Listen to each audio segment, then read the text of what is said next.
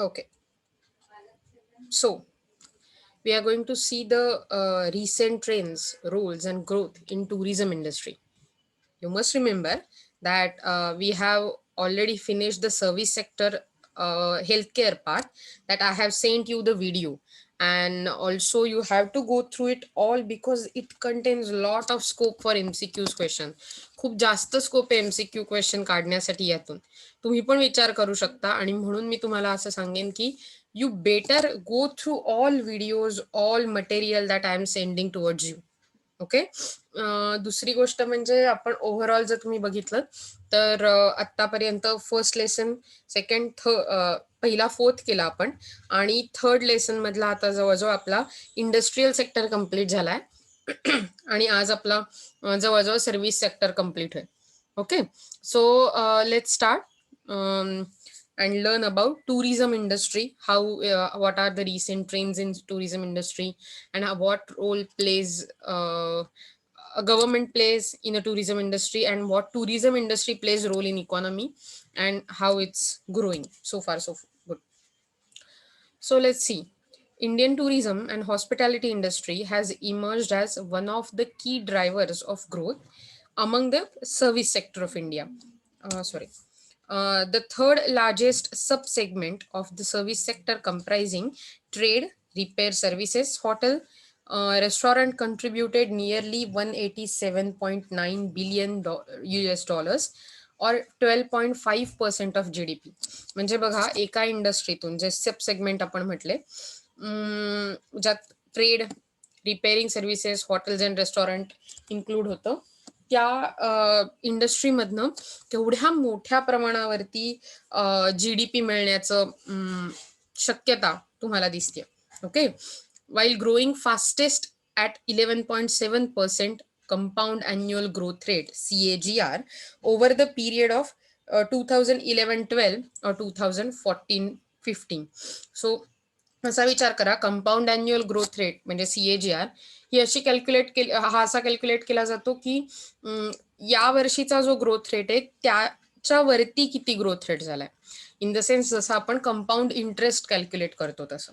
Okay, so म्हणजे 11.7%च्या CAGR वर वाढणारी ही जी इंडस्ट्री आहे तिने टोटल 4 वर्षात 2011-12 to 14-15 मध्ये ही खूप मोठ्या प्रमाणावर प्रगती केलेली आहे.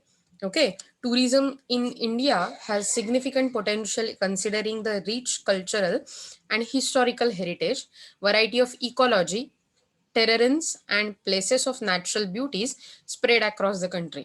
आपण ऑलरेडी इंडियाबद्दल, भारताबद्दल म्हणताना असं म्हणतो की India is a diverse country, म्हणजे it's a diversity in unity. Sorry, unity in diversity, right? So it is like भरपूर वेगवेगळ्या गोष्टी असतात बघण्यासारख्या, अनुभवण्यासारख्या. वेगवेगळे कल्चर्स असतात, वेगवेगळ्या ट्रेडिशन्स असतात, वेगवेगळे फेस्टिवल्स असतात आणि त्यातही आपण एक ॲज अ इंडियन म्हणून इमर्ज होत असतो, इंडियन सिटीझन म्हणून. सो ह्या सगळ्यामुळे टुरिस्ट लोकांना खूप अट्रॅक्शन वाटतं भारताचं. Tourism is also potentially large employment generator besides being a significant source of foreign exchange for a country. So definitely जसे GDP मध्ये मोठा पार्ट आहे तसं ग्रोथ मध्ये मोठा पार्ट आहे, फॉरेन एक्सचेंज मिळवून देण्यात मोठा पार्ट आहे, तसंच एम्प्लॉयमेंट च्या जास्तीत जास्त अपॉर्च्युनिटी क्रिएट करण्यामध्ये पण टुरिझम सेक्टरचा खूप जास्त मोठ्या प्रमाणावर हात आहे. बघा, आपल्याच इथे बघा किती लोकांना हॉटेल्समध्ये जॉब मिळतात आजकाल. भरपूर हॉटेल क्रिएट झाली आहेत, तर भरपूर लोकांना त्यात रिलेटेड सेक्टरमध्ये जॉब मिळतात किंवा नवीन शॉप्स उघडता येतात, कोणी सेल्फ एम्प्लॉईड होऊ शकतं, बरोबर. It is found that there is a sorry, that there is significant improvement in growth of tourist arrival and foreign exchange earning. So tourist arrival मध्ये खूप वाढ झाली, लोक येण्यात आपल्याकडे, आणि त्यामुळे फॉरेन एक्सचेंजचं अर्न करण्यातही आपण खूप, फॉरेन एक्सचेंज मिळवण्यातही आपण खूप ग्रो करतोय. There was a dramatic and appreciable growth rate for Indian tourist scenario. The first public milestone in the history of tourism was the creation of Indian Tourism Development Corporation, ITDC, in 1966. So पहिला milestone आपण cross केला जेव्हा आपण ITDC 1966 मध्ये त्याला काय म्हणू आपण जन्म घातला असं ओव्हरऑल देशाने. Then National Tourism Development Policy 2002 was introduced with the principle of positioning tourism as a major engine of growth, and that removes the large exercise of unplanned tourism development. So I'm really sorry. So जेव्हापासून national tourism development policy 2002 ही introduce केली गेली तेव्हापासून टुरिझमला एक actual importance मिळालाय, important sector म्हणून बघितलं गेलंय growth करणारं. So tourism policy has 7 highlight की एरियाज. स्वागत, दॅट इज वेलकम. सूचना, दॅट इज इन्फॉर्मेशन. सुविधा, दॅट इज फॅसिलिटेशन. सुरक्षा, दॅट इज सेफ्टी. सहयोग, दॅट इज कोऑपरेशन. संरचना, that is infrastructure development, आणि सफाई, that is cleanliness. So which provides the thirst to tourism development. So हे areas जे आपण बघितले 7 एरियाज ते डेव्हलप करणं ह्याचा अर्थ टुरिझम सेक्टर डेव्हलप करणं. टुरिस्टना योग्य प्रकारे it should be like welcoming environment, they should get enough information and facilities, they should feel safe, and that's why they need cooperation from the staff. And also that kind of infrastructure development, म्हणजे असा विचार करा एखादा tourist हा differently able असेल, त्यांना चालता येत नसेल, तर त्यांच्यासाठी ती व्हीलचेअर असते. पण व्हीलचेअर सगळ्या ठिकाणी जाऊ शकत नाही, म्हणजेच सगळ्या ठिकाणी रॅम्प्सची गरज आहे. सो अशा प्रकारे इन्फ्रास्ट्रक्चर डेव्हलपमेंट आणि सफाई, दॅट इज क्लीनलीनेस. सो हे सगळे वी कॅन से गोल्स और की areas for development of tourism sector. Public road shows and mass media communication in newspapers, televisions, outdoors media create a general awareness about Atithi Devo Bhava program. So या प्रोग्रामला अतिथी देवो भव, तुम्ही ads पण बघितल्या असतील त्या अतिथी देवो भवच्या. सो ह्या प्रोग्राम्सना जास्त प्रमाणे प्रपोगंडा केला गेला पाहिजे अतिथी देवो भव प्रोग्रामचा, आणि त्या केला जातो. Under the incredible India online campaign, a domestic online campaign was launched to promote tourism within the country. New product developments such as golf tourism, cruise tourism, river cruise, adventure tourism like skiing, paragliding, mountaineering, medical tourism, wellness tourism, sustainable or eco tourism, accessible tourism, etc. Recently, pole tourism is also emerging in Indian market.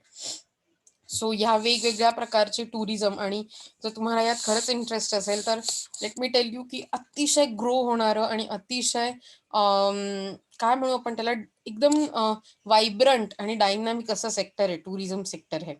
आणि या सगळ्याच सेक्टरने आपल्याला खूप मोठा फायदा मिळवून दिलाय. The growth of tourism is at very quick pace. Year 2004-5 show tourism as major contributor in Indian economy. There was a dramatic increase in foreign exchange. There is an excessive growth on arrival of foreign tourists. Tourists started coming from USA, UK, Middle East, South Africa, Spain, France, and Portugal, etc. It is observed that average growth rate of tourism in India is 13% as compared to the growth rate in the world as 7%. So भारतातलं tourism हे जवळजवळ 13% वाढत आहे, तर जगातलं ते 7% वाढत आहे. It shows the importance of tourism industry in Indian economy. However, the tourism industry in India has share of 0.52% of the world tourism, and the receipt as 0.89% of world receipt. In the sense एवढं जरी असेल तरी overall भारतात total tourism पैकी जगातल्या फक्त 0.52 म्हणजे 0.5% tourist येतात असं आपण म्हणू जगातले, आणि तरीही जवळजवळ फक्त 0.89 म्हणजे 1% पण नाही एवढं इन्कम टुरिझम मधून आपल्याकडे क्रिएट होतं. थोडक्यात आपल्याला खूप जास्त स्कोप आहे असं आपण म्हणू शकतो. Okay, tourism is major contributor in Indian economy. Indian economy is second fastest growing economy in the world. With growth of this economy, tourism industry is also prospering. In 2002-2010, the international tourist flow has increased from 2.58 million to 5.11 million. So जवळजवळ दुप्पट झालाय बघा जर तुम्ही flow बघितलात तर. tourist flow. There is dramatic increase in a foreign tourist arrival. Uh, in 2013, there were 9% of 9% as compared to the 4.3 in 2012. Foreign exchange earning FEE from tourism in 2013 was 1 lakh 5,836 crores with the growth of 12.01% as compared to the FEE of 94,487 crore with the growth of 21.77% in 2012. So तुम्ही बघू शकता की एकाच वर्षात किती मोठ्या प्रमाणावरती आपल्याकडे फॉरेन एक्सचेंज अर्निंग टुरिझममुळे वाढलेलं आहे. Okay. Some of the recent initiatives taken by government to boost tourism include grant of export house status to tourism sector and incentive for promoting private investment in the form of income tax exemptions, interest subsidies, and reduce import duties. So ह्या सगळ्या गोष्टी tourism सेक्टरला काय म्हणू आपण push करण्यासाठी motivate करण्यासाठी overall गव्हर्नमेंटने केल्या. त्या येतात टॅक्स एक्झम्पन्स दिली आहेत जे प्रायव्हेट लोक प्रायव्हेट कंपनीज प्रायव्हेट फर्म्स ज्यांना इन्व्हेस्ट करायचे त्यांच्यासाठी त्यांना इंटरेस्ट सबसिडीज मिळतात. त्यांच्यासाठी इम्पोर्ट ड्युटी कमी केल्या जातात. The hotel and tourism related industry has been declared a high priority industry for foreign investment which entails automatic approval of direct investment up to 51% of foreign equity and allowing 100% non-resident Indian investment and simplifying rules regarding the grant of approval to travel agents, tour operators, and tourist transport operators. So आपण जेव्हा investment बद्दल म्हटलं होतं तेव्हा जेव्हा एखाद्या सेक्टरला high priority दिली जाते तेव्हा तिथे ऑटोमॅटिकली इन्व्हेस्टमेंटचा पाथवे तयार होतो. त्यांना इन्व्हेस्टमेंट करण्यासाठी फॉरेन डायरेक्ट इन्व्हेस्टमेंट घेण्यासाठी किंवा कुठल्याही प्रकारची इन्व्हेस्टमेंट करण्यासाठी ओव्हरऑल त्यांना खूप चांगल्या प्रकारचा रस्ता तयार करून दिला जातो आणि त्यासाठी खूप मोठ्या सुविधा गव्हर्नमेंटकडून पुरवल्या जातात. Indian tourism has huge untapped potential म्हणजे आतापर्यंत न वापरलेलं खूप सारं पोटेन्शियल आपल्याला इंडियन टुरिझममध्ये दिसून येतं for generating employment and ensuring a steady flow of foreign exchange beside giving much needed boost to the country's overall economic and social development.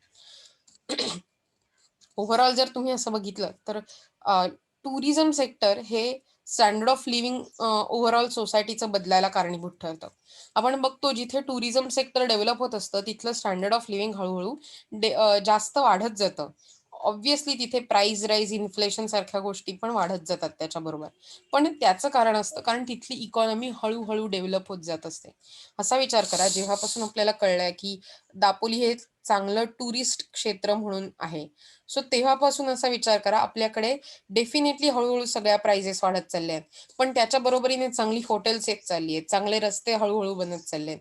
So नुसतं टुरिझम डेव्हलप होताना ते आसपासचा परिसर पण डेव्हलप करत जातं.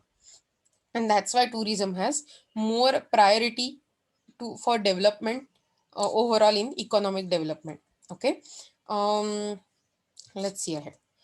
So campaign 2011-12. सो 11-12 मध्ये जे कॅम्पेन झालं त्याप्रमाणे ministry has launched the scheme development of nationality and nationally and internationally important destinations and circuits through mega projects.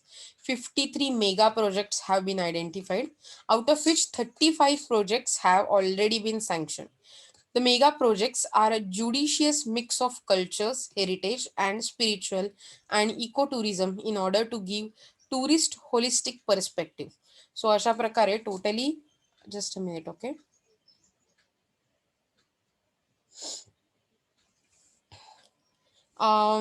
अशा प्रकारे ओव्हरऑल आपण असं म्हणू शकतो की 53 मेगा प्रोजेक्ट्स ज्यांनी जे आयडेंटिफाय केले होते त्यातले 35 प्रोजेक्ट्सना अप्रुव्हल मिळालंय. यामध्ये काय असतं की ओव्हरऑल कल्चरल हेरिटेज आणि स्पिरिच्युअल आणि इको टुरिझम ह्या सगळ्यासाठी एक चांगलं वातावरण तयार करणं आणि त्या प्रकारे तिथल्या जो तुम्ही आयडेंटिफाय केलेला प्रोजेक्ट आहे त्याची डेव्हलपमेंट करणं हे या मेगा प्रोजेक्ट्सच्या डेव्हलपमेंट अंडर येतं.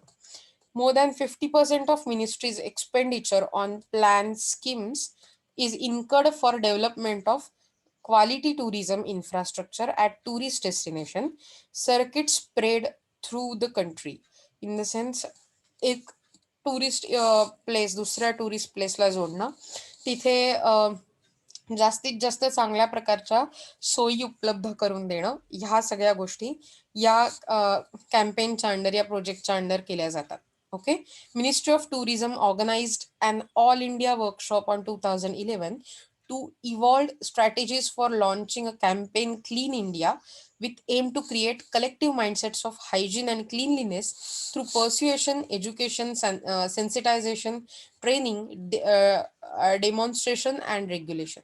सो जो ऑल इंडिया वर्कशॉप झाला होता टुरिस्ट सेक्टरसाठी स्पेसिफिकली, ज्यात अशा प्रकारच्या स्ट्रॅटेजीज क्रिएट करायच्या होत्या की क्लीन इंडिया कॅम्पेन मधून लोकांना हायजीन विषयी, त्यांचा ओव्हरऑल माइंडसेट चेंज करण्याविषयी माहिती मिळेल.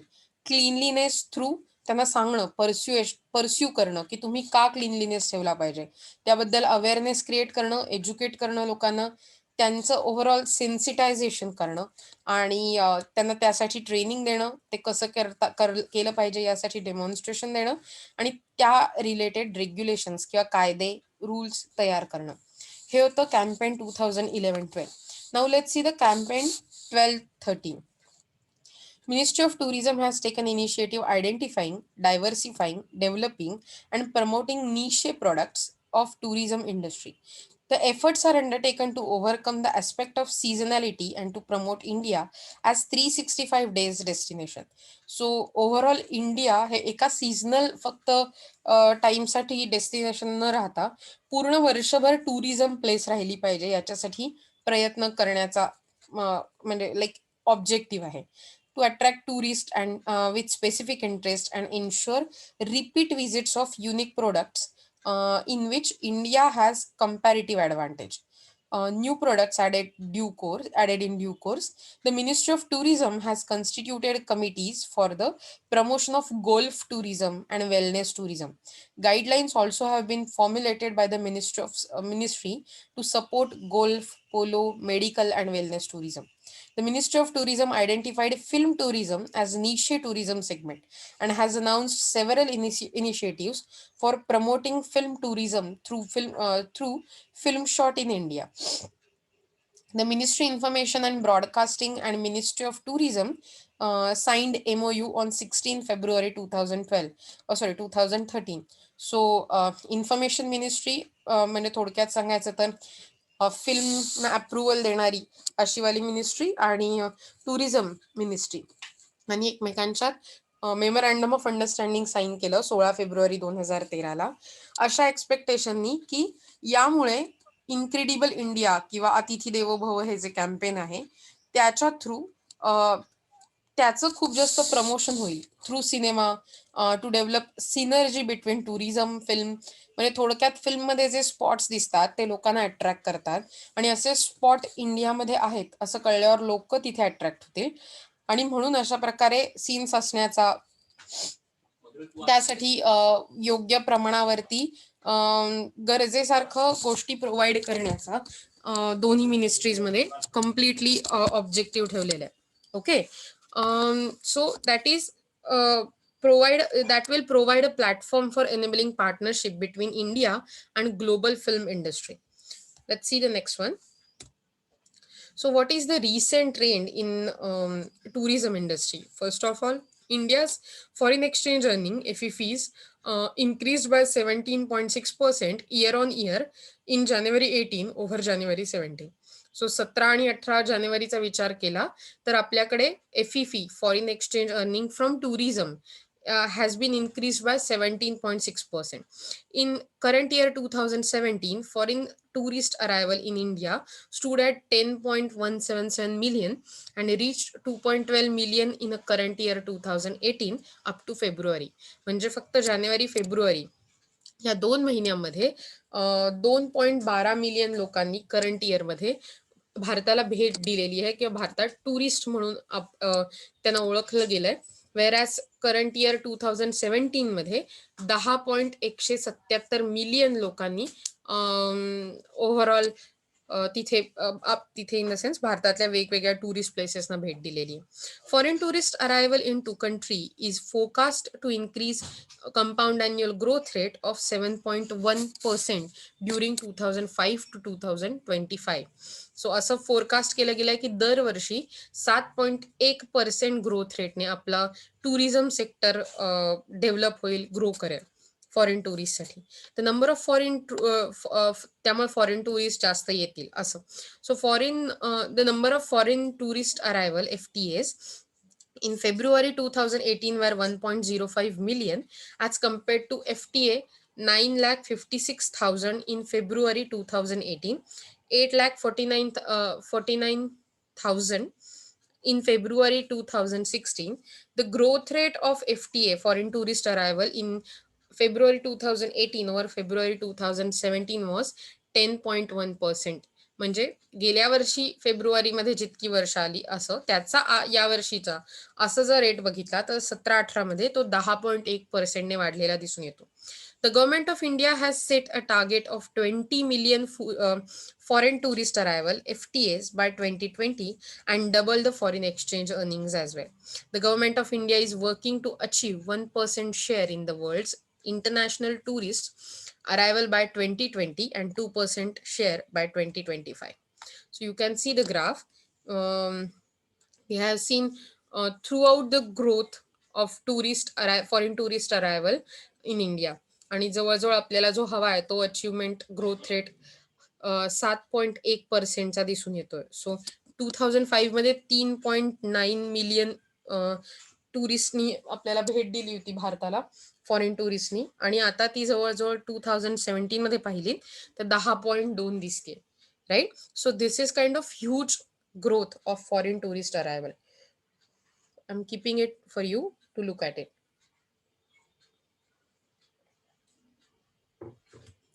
Okay. So let's see the growth or market size. Domestic tourist visit म्हणजे भारतातलेच लोक भारतात व्हिजिट करणारे असं जर विचार केलं तर वेगवेगळ्या स्टेट्स आणि युनियन टेरिटरीजमध्ये it has been grew by 15.5% on year basis, 1.65 billion provisional during 2016, and with the top 10 states and union territories contributing about 84.2% of total number of domestic tourist visits as per Ministry of Tourism. मला माहिती आहे हे खूप सारे number आहेत लक्षात ठेवण्यासाठी किंवा ओव्हरऑल, पण लक्षात ठेवा आत्ताच्या बेसिसमध्ये तुम्हाला खूप महत्वाचे पॉइंट लक्षात ठेवायचे आहेत. पहिली गोष्ट जे नवीन दिसतात ते, आणि MCQ साठी स्पेसिफिकली खूप छोटे डिटेल तुम्हाला लक्षात ठेवायला लागतात. Okay. India is expected to move up 5 spots to be ranked among top 5 business travel market globally by 2030, as business travel spending in the country is expected to triple until 2030 from US dollars 30 billions in 2015. International hotel chains will likely increase their expansion and investment plans in India and are expected to account for 50% shares in Indian hospitality industry by 2022 from the current percent of 44%. Let's see the investment. The tourism and hospitality sector is among the top 10 sectors in India, and it attracts highest foreign direct investment. During the period of April 2000 to December 2017, the hotel tourism sector attracted around 10.90 billion US dollars of FDI, according to the data released by Department of Industrial Policy and Promotion, that is DIP. So गव्हर्नमेंटने obviously ह्याच्यासाठी वेगवेगळे प्रकारचे initiative घेतलेले आहेत. जसं की government of इंडियाने loans assign केले up to 40 million US dollars with the world bank for the Uttar Pradesh pro poor tourism development project aimed at developing tourism facilities in the state. Under the budget 2018-19, the government allotted 1,250 crores for integrated development of tourism circuits under Swadesh Darshan and Pilgrimage Rejuvenation and Spiritual Augmentation Drive, that is Prasad. So this is the scheme that government has pushed during the budget of 2018-19. आणि त्याच्यासाठी 1250 करोड रुपये assign केले गेले. India road ahead म्हणजे आता पुढे काय होऊ शकतं, तर India's travel and tourism industry has a huge growth potential. The tourism industry is looking forward to the great expansion of e-visa scheme, which is expected to double the tourist inflow in India. India's travel and tourism industry has a potential to expand 2.5% on the back of high budgetary allocation and low cost healthcare facility, according to the joint study conducted by Ashocham and Yes Bank. So यांच्याकडे जो study conduct केला त्याप्रमाणे भारताच्या tourism इंडस्ट्रीला 2.5%ने जर समजा budgetary allocation 2.5% दिलं गेलं तर ती खूप मोठ्या प्रमाणावर एक्सपांड होण्याची शक्यता आहे, असं एक रिसर्च कंडक्ट केला त्याच्यापासून लक्षात आलेलं.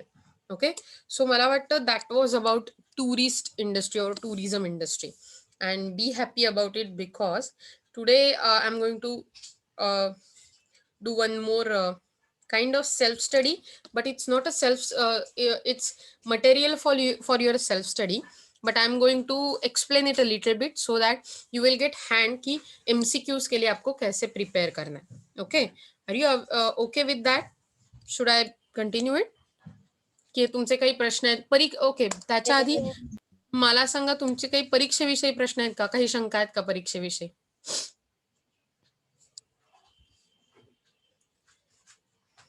काही शंका असतील तुमच्या तर.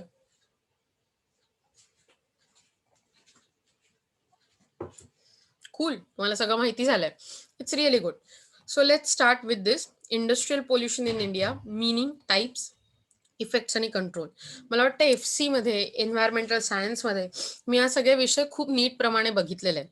ओके, म्हणून हा ऍक्च्युली विषय तुम्हाला मी सेल्फ स्टडीसाठी दिलाय. आता ऍक्च्युली इंडस्ट्रियल पोल्युशन म्हणजे काय असतं, तर any form of pollution that can trace its immediate sources to industrial practices is known as industrial pollution. जेव्हा एखाद्या इंडस्ट्रियल पोल्युशनचा सोर्स किंवा आपण त्याला म्हणतो की एखादं पोल्युशन कुणामुळे झालं याचं आपल्याला बोट दाखवता येतं, एखाद्या इंडस्ट्रीमुळे होत आहे, एखाद्या फर्ममुळे होत आहे, तेव्हा त्याला इंडस्ट्रियल पोल्युशन असं म्हटलं जातं.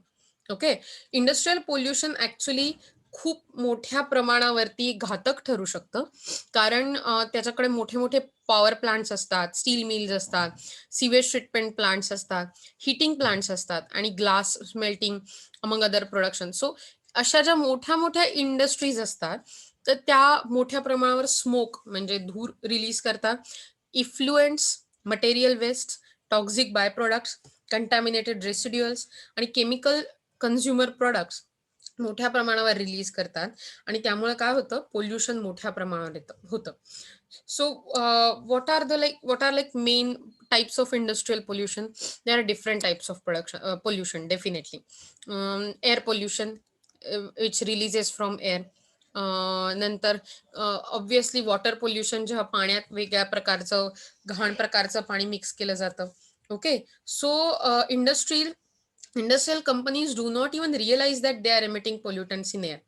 आणि जनरली खूपदा असं होतं की आपण काही मोठ्या प्रमाणावर पोल्युशन करतोय, समाजाला घातक अशी गोष्ट करतोय, ही गोष्ट एकतर इंडस्ट्रीजना लक्षात येत नाही किंवा त्याच्याकडे सोयीस्कररित्या दुर्लक्ष करता येतं. ओके, आणि त्यामुळे ह्याच्यावरती फार मोठ्या प्रमाणावर लक्ष देण्याची गरज निर्माण झालेली आहे. कारण जसं भारतातलं आपण बघितलं ओव्हरऑल, जर समजा तुम्ही आत्तापर्यंत, आपण हा जवळजवळ शेवटचा लेसन शिकतोय, की आपण हे बघतोय की भारतात खूप मोठ्या प्रमाणावर इकॉनॉमिक ग्रोथ होतीये, भविष्यात होणार आहे, आणि त्यावर इंडस्ट्रियल सेक्टरवर आपण खूप मोठ्या प्रमाणावर कॉन्सन्ट्रेट केलंय, बरोबर की नाही? मग तसं असताना या प्रकारे जेव्हा असं इंडस्ट्रियल पोल्युशन वाढायला लागतं तेव्हा ते नक्कीच धोकादायक ठरू शकतं. So what are the major pollutants in industrial pollution? पोल्युटंट्समध्ये पॉइझनस गॅसेस येतात, nitrous oxide, sulphur oxide, nitrogen oxide, sulphurous oxide, chlorine gas, carbon dioxide, sulphuric acid, mercury, particular matter, smoke, coal dust, fly ash, fluorine, inorganic waste, pigments, alkalis, phenols, chromates, organic waste, heavy metals, and even hot water, etc., are all major pollutants. Okay, then what are, just a minute, okay.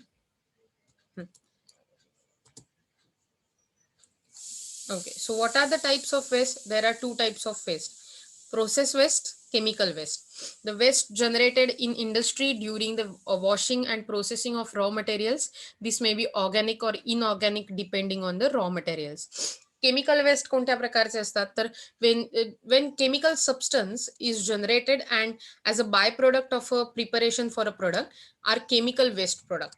They are included heavy metals, their ions, detergents. Lead is one of the heavy metal, acids and alkalis, etc. So let's see the types of industrial pollution. So pollutants किंवा पोल्युशन्स. तर पहिली गोष्ट carbon monoxide, जो generally गाड्यातून बाहेर पडतो. Carbon monoxide is the very bad component carbon fuel मधला, की जो कार्बन फ्युएल जेव्हा जळतं तेव्हा त्यातून बाहेर पडणारा हा गॅस असतो. Then burning fossil fuels generate 70 to 80% of man-made carbon dioxide CO2 emission, which is a greenhouse gas again. त्यामुळे ग्लोबल वॉर्मिंगचा धोका तयार होतो. बरोबर. Sulphur oxides, that is SOx. It results from fuel combustion and impact environmental and human health. In small amounts it is harmless, natural component of the atmosphere. पण जेव्हा त्याच्या large scale वर त्याचं एमिशन व्हायला लागतं तेव्हा तो अतिशय मोठ्या प्रमाणावर ठरतो. आणि सल्फर ऑक्साइड्स ही जी असतात ती ऍसिड रेन तयार करण्यासाठी किंवा ऍसिड रेन पृथ्वीवर होण्यासाठी अतिशय घातक ठरतात. कारण it causes acid rain forming sulphuric acid mixed with the moisture in the atmosphere. Then nitrous oxide is highly reactive greenhouse gases that result from carbon based fuel combustion and contribute to acid rain. So sulfur oxide, nitrous oxide ह्याच्यामुळे acid rain होतो. म्हणजे actually घातक अशा ऍसिड्सचा पाऊस पडतो आणि हे असं भारतात खूप वेळा झालेलं आहे. Nitrous oxide reacts with the volatile organic compounds on hot humid days to generate atmospheric ozone, a serious health hazard. In the sense, यामुळे काय होतं, ॲटमॉस्फेरिक ओझोन जनरेट होताना खूप जास्त प्रॉब्लेम क्रिएट केले जातात आणि त्यामुळे हेल्थ हॅझार्ड क्रिएट होतात. Acid rain is produce by sulphur oxide and nitrous oxide pollutants, मगाशी म्हटल्याप्रमाणे. आणि it reacts with the water in atmosphere, rain, snow, fog, mist, forming sulfuric and nitric acid that fall on the earth as corrosive liquid. असा विचार करा, अशा प्रकारचा पाऊस शेतांमध्ये पडला तर तुमची जमीन खराब होऊन जाते, तिथे काही उगवत नाही. शरीरावरती पडला तर तुमची स्किन खराब होऊन जाते. So overall acid rain is like very very bad. Gases vented in a tall smokestacks are carried by prevailing winds, where they are potentially transported far from the sources. So let's see the particular matter 10, that is PM10, describes matter 10 microns or less diameter that because it can penetrate lung tissues. So आपण पर्टिक्युलेट matter हे जे आपण बघतोय ते matter 10 मायक्रॉन्स किंवा त्याच्यापेक्षा कमी डायमेटर्स असलेल्या गोष्टी ज्या आपल्या लंग्स मधल्या टिश्यूनं जाऊन मोठ्या प्रमाणे प्रॉब्लेम क्रिएट करू शकतात. It represses the significant health hazard. आणि म्हणूनच जर तुम्हाला आठवत असेल तर आपल्याकडे प्लास्टिकच्या पिशव्या ज्या 10 मायक्रॉन्स पेक्षा कमी डायमीटरच्या होत्या त्या बंद करायचा सल्ला दिलेला होता. Then volatile organic compounds, vinyl acylate and other volatile organic compounds are emission common to the carpet industry, released both in manufacturer process and from product itself. It contributes to indoor air pollution. Then photochemical smog can be formed when ground level ozone and certain chemicals such as peroxycytyl nitrate are present. So these substances are formed when mixtures of strong sunlight, nitrogen oxides and hydrocarbons combine. Photochemical smog can be extremely harmful to plants. So मला वाटतं बघा, तुम्ही जर विचार केला तर overall industrial pollution हे अतिशय जे आपण सबस्टन्स बघितले त्यामुळे घातक ठरू शकतं. ओके.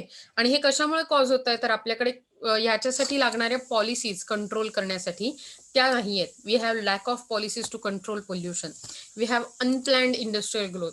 जी इंडस्ट्री ग्रो होत आहे त्या विदाउट प्लॅनिंग अशा ग्रोथ होत आहे, त्यांची ग्रोथ होते. ओके. देन आपण आउटडेटेड टेक्नॉलॉजी वापरतो, ते इको फ्रेंडली नसतात. Then there is a presence of large number of small scale industry, आणि त्यांच्यामुळे त्यांच्याकडे खूप कमी कॅपिटल असल्यामुळे ते इको फ्रेंडली होऊ शकत नाही. त्यांच्या अगेन्स्ट खूप रेग्युलेशन नसतात. इनएफिशियंट वेस्ट डिस्पोजल, म्हणजे इंडस्ट्रीमधून बाहेर पडणारं वेस्ट किंवा बाय प्रोडक्ट जी असतात ती अशी अतिशय चुकीच्या पद्धतीने नदीमध्ये टाकून देणं, समुद्रात टाकून देणं, एखादा गावाजवळ खड्डा खणून टाकून देणं, तसंच सोडून देणं गटारामध्ये, अशा प्रकारचा खूप घाणेरडेपणा आपल्याकडे केला जातो. So leaching of resources from our natural world. असा विचार करा की जर समजा माझ्याकडे 10 वर्ष एका तळ्याची मालकी आहे, उद्या 10 वर्षांनी दुसऱ्या माणूस ते तळं वापरणार आहे. तर मी माझ्याकडे जेवढा वेळ 10 वर्ष ते तळ आहे तेवढ्या वेळात जर समजा त्यातले सगळे मासे, त्यातलं सगळं चांगलं संपून घेतलं, तर पुढच्या 10 वर्षासाठी त्या माणसाकडे काही उरणारच नाही. But I am not caring, कारण मला माझे 10 वर्ष संपवायचे आहेत, राईट?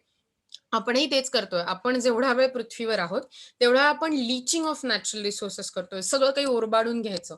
आणि आपल्या पुढच्या लोकांना काय मिळेल, नाही मिळेल, we are not caring about it. आणि त्यामुळेच काय होतंय, वेगवेगळ्या प्रकारे इंडस्ट्रियल पोल्युशन हॅपन होतंय, आणि त्याचे इफेक्ट बघा, वॉटर पोल्युशन होतंय खूप मोठ्या प्रमाणावरती, soil pollution, air pollution, wild life extinction, खूप मोठ्या प्रमाणावर अमेझॉन्समध्ये लागलेली आग, ऑइल स्पिल्स, म्हणजे जनरली असा विचार करा, समुद्रामध्ये तेल सांडून जातं. या सगळ्या गोष्टी, ग्लोबल वॉर्मिंग सारखी गोष्ट की जी अतिशय घातक आहे. त्यामुळे काय होतं की असा विचार करा, with the rise in industrial pollution, global warming has been increasing at the steady place. Okay. Smoke and green house gases are being released by industries into the air, causes increase in global warming. So जेव्हा अशा प्रकारचे gases, pollutant gases बाहेर पडतात, तेव्हा overall ते आपल्या पृथ्वीचं तापमान वाढवतात. आणि ह्याच्यामुळे काय होतं, ह्याच्याबद्दल आपण आधीच डिस्कस केलं होतं, की त्यामुळे मोठमोठे जे आईसबर्ग्स आहेत, मोठमोठ्या हिमनद्या आहेत, त्या वितळायला लागल्यात. ग्लेशियर्स आहेत त्या त्यांचं पाणी घेऊन समुद्रात मिळतात, आणि त्यामुळे खाऱ्या पाण्याचे मोठे मोठे समुद्र, जे ऑलरेडी मोठे आहेत, त्याच्या पाण्याच्या पातळीत वाढ होते. आपोआप काय होईल, जगाचं टेम्परेचर वाढणार आहे आणि समुद्राची पातळी वाढणार आहे. त्यामुळे छोटी छोटी बेटं आहेत, त्यांना धोका निर्माण झालेला आहे, अगदी आपल्या मुंबईसारखी बेटं पण. Okay.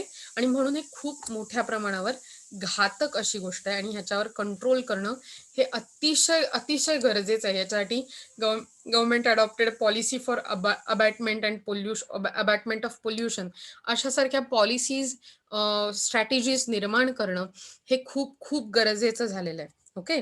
Let's see, industrial pollution abatement through prevention strategies, ही जी गव्हर्नमेंटची पॉलिसी आहे, ती स्कीम ही 3 गोष्टींचं अमलगमेशन आहे.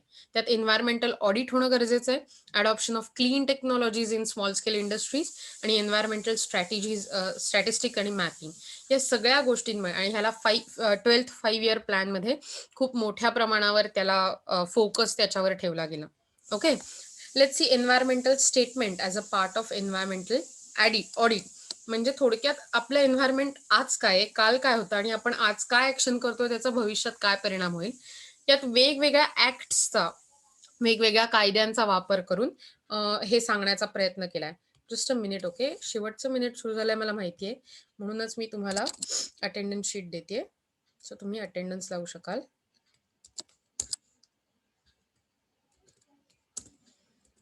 तुम्हाला अटेंडन्स शीट दिली आहे. ओके. सो जरा प्लीज परत जॉईन करणार का हे meeting? I join it again. Okay. So overall ह्या सगळ्या गोष्टी तुम्हाला सेल्फ स्टडीसाठी आहेत. खूप जास्त कॉन्सन्ट्रेशननी छोट्या छोट्या प्रश्नांचा विचार करा. आपोआपच तुम्हाला ह्या जे सगळे डिटेल आहेत, लाईफ सायकल असेसमेंट सारखे, LCA वगैरे सारखे, याचा नीट अभ्यास करून जर काही अडत असेल तर मला नक्की विचारा. म्हणजेच मग आपण याच्यावर पाहिजे तर आणखी